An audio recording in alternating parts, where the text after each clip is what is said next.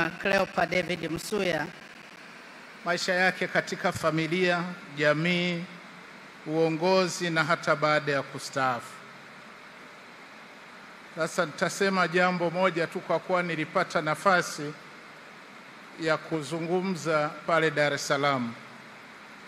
Mara ya mwisho nilipomtembelea pale Mwanga mjini, kati ya mambo ambayo alinikumbusha na akaniambia niwaambie viongozi wenzangu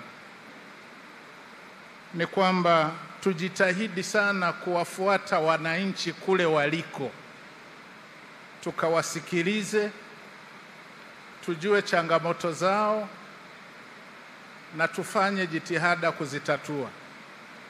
Na alinipa maelekezo kwamba Wapare wanakaa milimani, kwa hiyo mpande milimani kwenda kuwasikiliza wananchi na kutatua kero zao.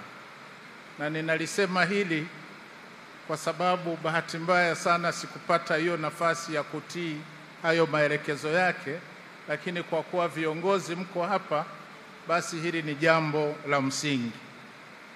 Niseme tu kwa kifupi kwamba mzee huyu alikuwa ni tunu, alikuwa ni mwanga kwa taifa letu.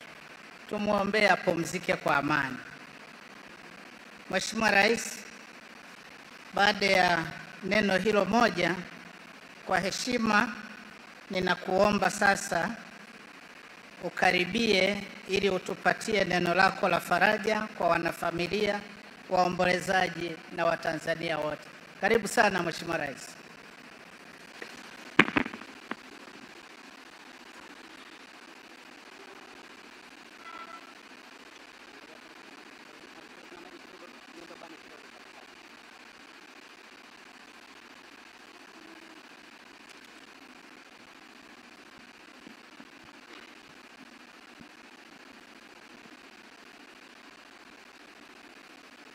Waheshimiwa, tukae.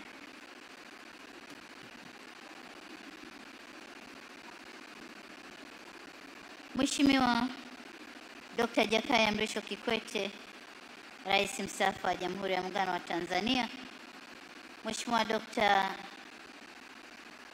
Philip Mpango, Makamo wa Rais wa Jamhuri ya Muungano wa Tanzania, Mheshimiwa Hussein Mwinyi, Rais wa Zanzibar na Mwenyekiti wa Baraza la Mapinduzi, Mheshimiwa Hemed Abdallah, Makamu wa Pili wa Rais wa Zanzibar, Katibu Mkuu wa Chama cha Mapinduzi na viongozi wote wa vyama vya siasa mliopo nasi hapa, Mheshimiwa Dr.